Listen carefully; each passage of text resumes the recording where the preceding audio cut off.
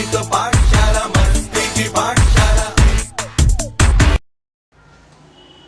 Hi friends, this is Vikram Sharma और आप देख रहे हो मुझे मेरे YouTube चैनल मिस्टर वीकेंड पाठशाला पर। आज दोस्तों हम जिस वीडियो के बारे में बात कर रहे हैं, जिस टॉपिक को आज हम ले रहे हैं उसे हम कहेंगे फ्रेजेस। ये आज के टाइम पर बोल चाल में बहुत यूज में लाए जाते हैं। बच्चे को भी लगता है ये किस प्रकार के एडवांस वोकैबुलरीज है जो बोल चाल में यूज लाती जाती है, पर ये है क्या? तो दोस्तों ये एक प्रकार के फ्रेजेस या फ्रेजेस को क्या कहते हैं? वाक्य ना होकर वाक्य का एक अंश, वाक्य का एक टुकड़ा जो आज के टाइम पे बहुत यूज में लाया जाता है, जिसे आप उपवाक्य भी कह सकते हो। वाक्य का एक अंश, वाक्यांश, जिसे हम फ्रेजेस कहते हैं। तो हम लोग आज कुछ ऐसी 10 इंपॉर्टेंट फ्रेजेस लेंगे जो डेली यूज में लाई जाती है। स्पीकिंग पर हम उसको सेंटेंसों में यूज करते भी हैं। तो हम लोग पहले लेने जा रहे हैं at all events. At all events का मतलब है चाहे जो कुछ भी हो, मतलब कि अब चाहे जो कुछ भी हो जाए, आई विल डू दिस, तो आप ऐसे इसको प्रयोग में ला सकते हो। जैसे मैंने बोला I will do this at all events, मतलब अब चाहे कुछ भी हो जाए आई विल डू दिस। जैसे कि मैंने यार तो इंग्लिश नहीं बोल पाएगा तो मेहनत तो करता नहीं है, तो बच्चे ने कहा भैया अब चाहे जो कुछ भी हो जाए अब मैं इंग्लिश बोलूंगा जरूर, तो I will speak English at all events. तो अब जहां पर एट ऑल इवेंट्स का मतलब है अब चाहे जो कुछ भी हो जाए।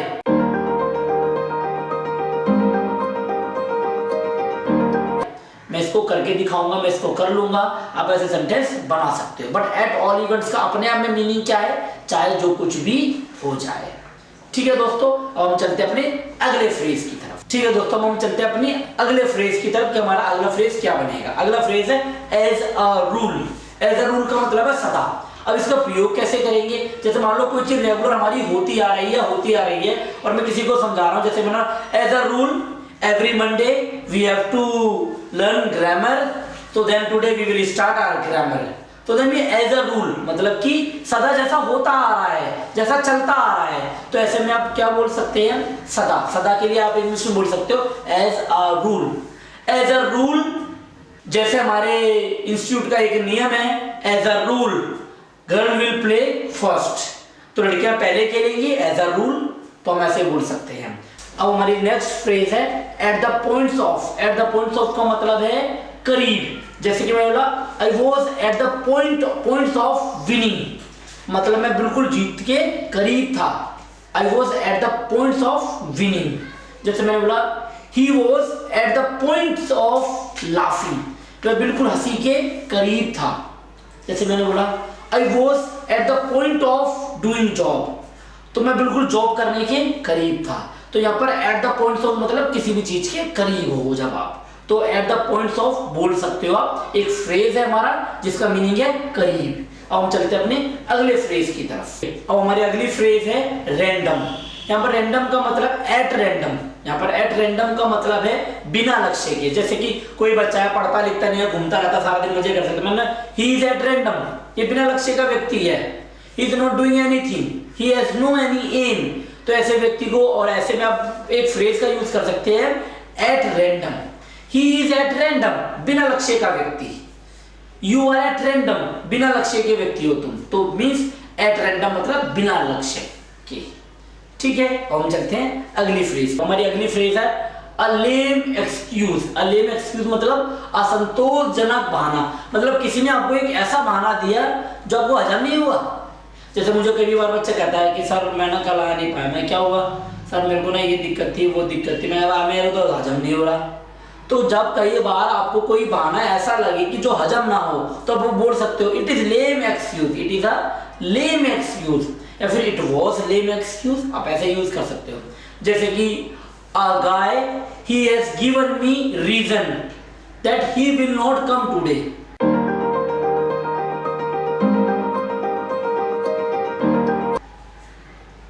But I did not get that because according to me it is a lame excuse। कि उस व्यक्ति ने जो मुझे बहाना दिया, जो रीजन दिया ना आने का, कल कि मैं कल नहीं आऊंगा, मुझे तो बिल्कुल भी हजम नहीं हुआ, मुझे तो समझ में नहीं आया क्या था। तो मैंने क्या बोला? It is a lame excuse, कि ये इसका ऐसा बहाना था जो असंतोषजनक था।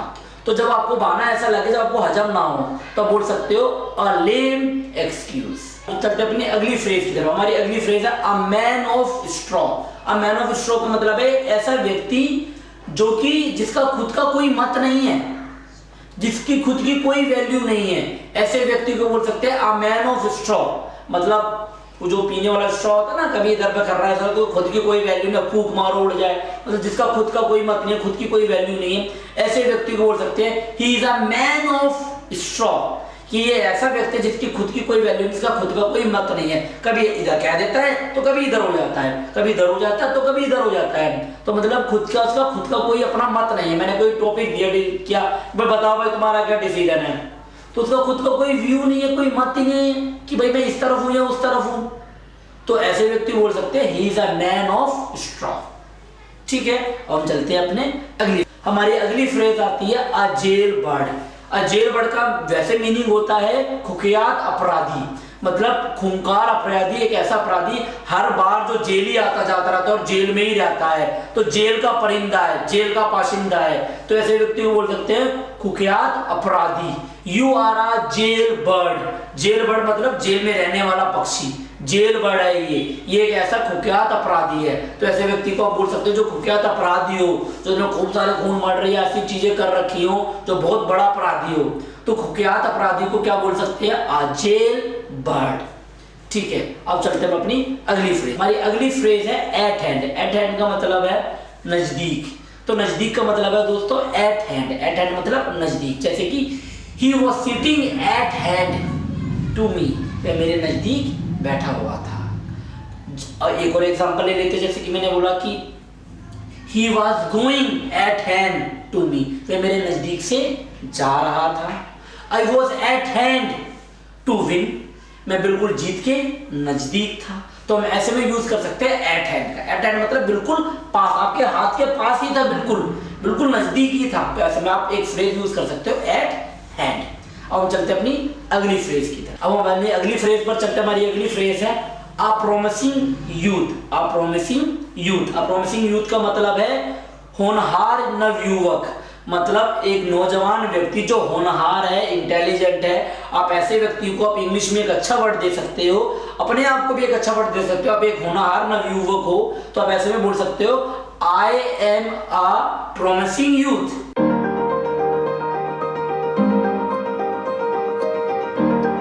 She is a promising youth. We are a promising youth. तो आप promising youth का मतलब होता है होनहार नवयुवक। तो होनहार नवयुवक का मतलब हो गया promising youth। ठीक है दोस्तों, आई होप आपको ये फ्रेजेस अच्छे लगे होंगे, इंटरेस्टिंग फ्रेजेस है और आए दिन बोलचाल में यूज में लाए जाते हैं। इसको टीवी में, पिक्चरों में, गानों में कहीं ना कहीं आप इनको देखते होंगे। तो ये हमारे करीबन 9 और 8 फ्रेजेस हैं जिनका प्रयोग अच्छे से कर सकते हो, बोलचाल में ला सकते हो। मैंने इनके कुछ एग्जांपल्स भी दिए और बाकी जैसे रेगुलर हर वीडियो में मैं आपको होमवर्क देता आता हूँ। कुछ ऐसी वीडियो जिसमें होमवर्क नहीं आता, बच्चे कमेंट्स में लिखते हैं कि सर इसमें होमवर्क नहीं आया, तो मुझे उन वीडियो में ऐसा लगता है कि इसमें होमवर्क नहीं, नॉलेज की ज्यादा जरूरत है, तो इसलिए ऐसे में मैं उनको होमवर्क नहीं देता।